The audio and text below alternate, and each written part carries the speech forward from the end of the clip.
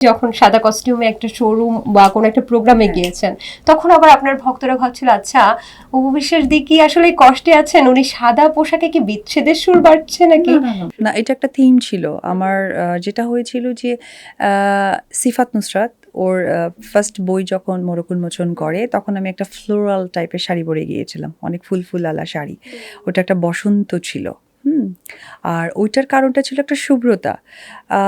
আসলে আমাদের এখানে ক্রিটিক্স খুব কম, গসিপটা বেশি। আপনি যদি ক্রিটিক্স দিয়ে চিন্তা করেন, আপনি খেয়াল করে দেখবেন যে পহেলা বৈশাখ মানে লাল সাদা শাড়ি পরে, শোক দিবস মানে ব্ল্যাক পরে, তারপরে আপনি খেয়াল করে দেখবেন যে বিয়ের সময় লাল পরে। এই কালারগুলোর মধ্যে কিন্তু একটা ব্যাখ্যা আছে। এটা কিন্তু এই ব্যাখ্যাটা যারা জানেন না, তারাই তাদের ইমোশন দিয়ে জাজমেন্ট করে। তো আমার কাছে মনে হয়েছে যে এত শর্ট টাইমে মেয়েটা একটা সুন্দর বই বের করেছে, যেটা আসলে অনেক আমার কাছে ভালো লাগার বিষয়। তো সাদা আসলে শুভ্রতা। তো শুভ্রতার প্রতিচ্ছবি কি তারা যার যেটা মনে হয়েছে বানিয়েছে, নাকি আমি শুনলাম যেটা করেছে, আমি আই ডোন্ট নো। হয়তো অতিরিক্ত ভালোবাসা থেকেই করেছে ভক্তরা তো। ইমোশন বেশি হয়ে গেলে Emotion, যা হয়। একদমই তাই।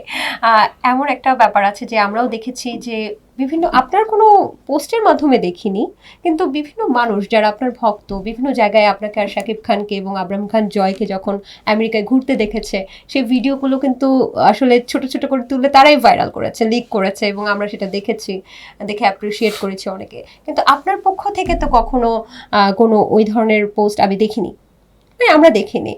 তো আপনি কেন দেন না এগুলো, এটা কেন আসলে শেয়ার কি, করেন না? মানে ফেসবুকের মধ্য দিয়েই যদি আমার সংসার জীবনটা এস্টাবলিশড করা যায়, তাহলে তো আমার মনে হয় যে বিয়ে করার কারো দরকার নেই।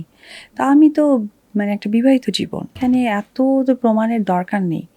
এতে যদি কেউ ট্রাস্ট করে করবে, আর না করলে আমার ওই টাইম নাই বোঝাতে যাব। আচ্ছা, আমরা তো এই ছবিগুলোর মাধ্যমে দেখতে পাচ্ছি যে খুব সুন্দর একটা সময় কাটাচ্ছে। আপনিও তো কোয়ালিটি টাইম স্পেন্ড করেছেন ওই সময় নিশ্চয়ই।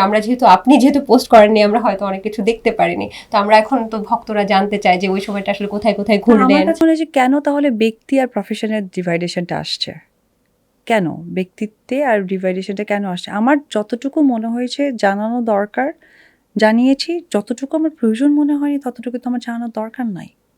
যে মানুষগুলো আমাকে নিয়ে মন্তব্য করছে, তাদের বাড়ির খবর তো আমরা জানতে চাইনি। আচ্ছা, আমার বাড়ির খবর জানতে চেয়েছে। আমার সবচেয়ে প্রিয় নায়ক শাহরুখ খান, তার আপনি কতটুকু ঘরের মধ্যে গেছেন? তার ঘরের বারান্দায় উনি যতটুকু বেড়া দিয়ে রেখেছে, বেড়ার ওপার থেকে আপনারা দর্শক যতটুকু দেখতে পাচ্ছেন, শাহরুখ খান যদি মনে করে যে আমার এটুকুই লিমিটেশন, আমি আমার দর্শকদেরকে দেখাবো, সে দেখাচ্ছে। এখন শাহরুখ খান যদি মনে করে যে আমি আমার দর্শকদেরকে আমার বেডরুমে এনে আমার অভ্যাসের জায়গাটা আমি দেখিয়ে দিব, শাহরুখ খান আনতে পারে। তো অ্যাজ এ উপবিশেষ আমার মনে হয়েছে যে আমার লিমিটেশন দর্শকদের ওইখানে, আমি ওটুকুই রেখেছি। আমি প্রয়োজন মনে করিনি যে আমি লিমিটেশন বের করে আমাকে দেখাতে হবে।